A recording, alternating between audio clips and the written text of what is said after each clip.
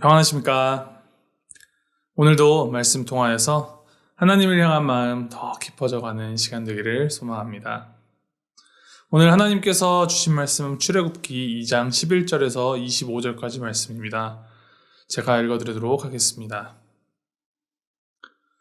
모세가 장성한 후에 한 번은 자기 형제들에게 나가서 그들이 고되게 노동하는 것을 보더니 어떤 애굽 사람이 한 히브리 사람 곧 자기 형제를 치는 것을 본지라. 좌우를 살펴 사람이 없음을 보고 그 애굽 사람을 쳐 죽여 모래 속에 감추니라. 이튿날 다시 나가니 두 히브리 사람이 서로 싸우는지라. 그 잘못한 사람에게 이르되 내가 어찌하여 동포를 치느냐 하매 그가 이르되 누가 너를 우리를 다스리는 자와 재판관으로 삼았느냐. 내가 애굽 사람을 죽인 것처럼 나도 죽이려느냐. 모세가 두려워하여 이르되 일이 탈로 되었도다. 바로가 이 일을 듣고 모세를 죽이고자 하여 찾는지라. 모세가 바로의 낯을 피하여 미디안 땅에 머물며 하루는 우물 곁에 앉았더라. 미디안 제사장에게 7달이 있었더니 그들이 와서 물을 길어 구유에 채우고 그들의 아버지의 양떼에게 먹이려 하는데 목자들이 와서 그들을 쫓는지라. 모세가 일어나 그들을 도와 그 양떼에게 먹이니라. 그들이 그들의 아버지 르우엘에게 이를 때에 아버지가 이르되 너희가 오늘은 어찌하여 이같이 속히 돌아오느냐. 그들이 이르되 한 애굽 사람이 우리를 목자들의 손에서 건져내고 우리를 위하여 물을 길어 양떼에게 먹였나이다. 아버지가 딸들에게 이르되 그 사람이 어디에 있느냐. 너희가 어찌하여 그 사람을 버려두고 왔느냐. 그를 정하여 음식을 대접하라 하였더라.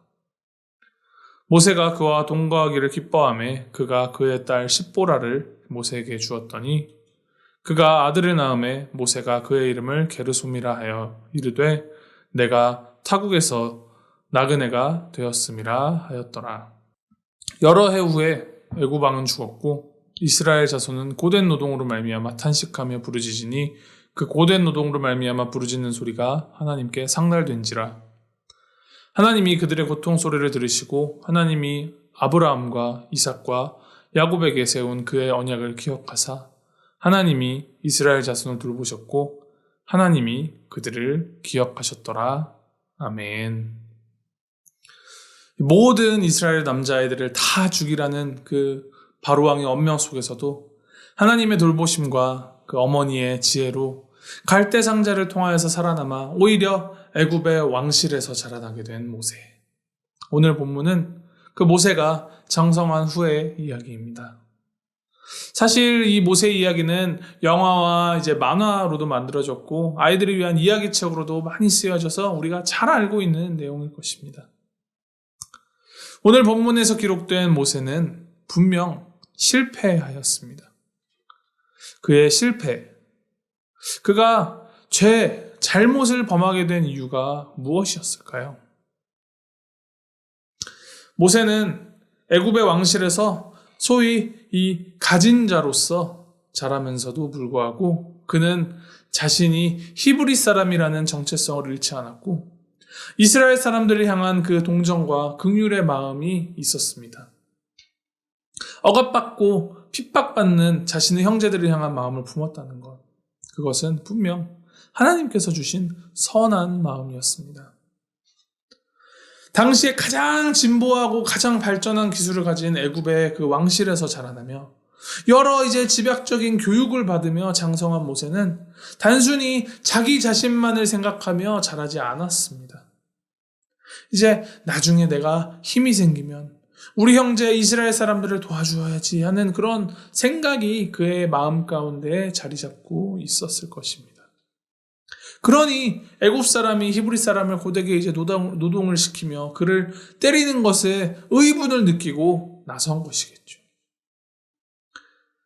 그리고 그는 아무도 몰래 자신의 손으로 그를 죽이고 그 사체를 모래 속에 감추어 둡니다.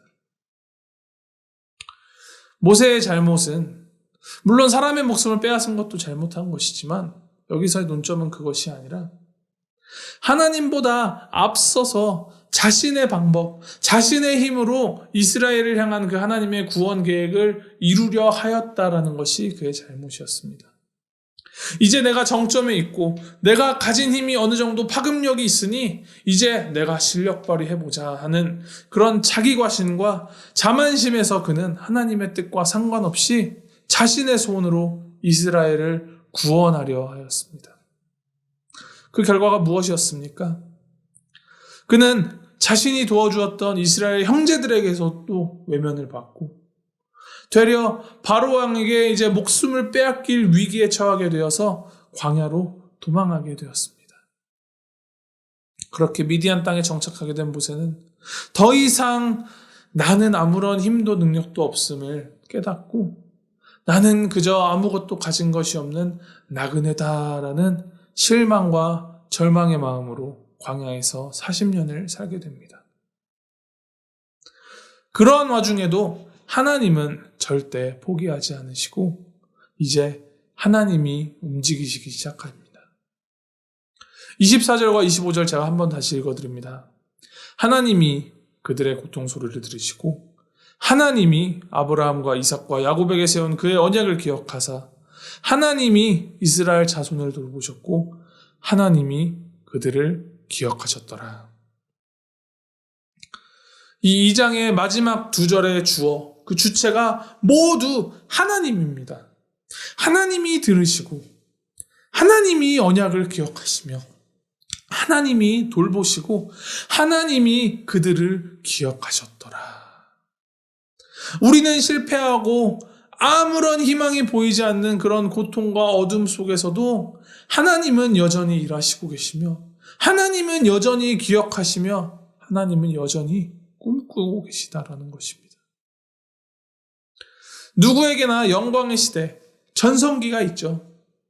내가 가장 힘있고 가장 잘 나가던 그때 내가 하나님 일을 하면 엄청난 일을 했을 텐데 그때 내가 크게 쓰임받을 수 있었을 텐데 그러나 모세를 통하여서 보이시는 그 하나님의 섭리는 우리의 크고 작음이나 우리의 강함이나 약함이 전혀 중요하지 않습니다. 오히려 내가 억지로 무엇을 하려던 그것들을 다 내려놓고 몸에서 힘 다 빼고 우리의 주도권을 전적으로 하나님께 맡겨드릴 때 그때 하나님의 역사가 일어납니다. 하나님은 쉬지 않고 일하십니다. 요즘같이 어렵고 힘든 상황 속에서도 하나님은 여전히 우리를 기억하시며 우리를 돌보시고 우리의 그 부르짖음을 들으십니다. 우리와 늘 함께 하시는 그 하나님을 신뢰하며 우리가 원하는 바 이루고자 하나님을 끌어당겨서 이용해 먹는 것이 아니라 하나님이 진정으로 원하시는 것이 무엇인지를 생각하고 하나님보다 앞서지 않고 하나님의 뜻을 기다리며 하나님께 쓰임받는 저와 여러분 모두가 되기를 주님의 이름으로 소망하고 축원합니다. 기도하시겠습니다. 하나님, 언제나 어디서나 우리를 잊지 않으시고 우리를 기억하여 주시고 우리의 부르짖음을 들어주시니 주님 감사합니다. 하나님, 우리가 하나님보다 앞서지 않기를 소망합니다. 하나님, 그 무엇보다도 크고 강하신 그 하나님만을 기억하며 하나님의 마음으로 하나님의 뜻을 기다리며 나의 힘이 아닌 오직 하나님만 의지하며 살아가도록 주님이 인도하여 주시옵소서. 모두가 어려운 시절을 보내고 있습니다. 주님, 우리 모두를 지켜주시고 이 어려움을 통하여서 더욱 주님의 마음을 알아가고 주님의 뜻을 더 발견할 수 있도록 우리의 마음을 주님 주장하여 주시옵소서. 주님 손에 우리의 모든 것을 온전히 맡겨드리고 주님을 위하여서 살아가도록 주님 인도하여 주시옵소서. 감사드리며 예수님의 이름으로 기도하였습니다. 아멘.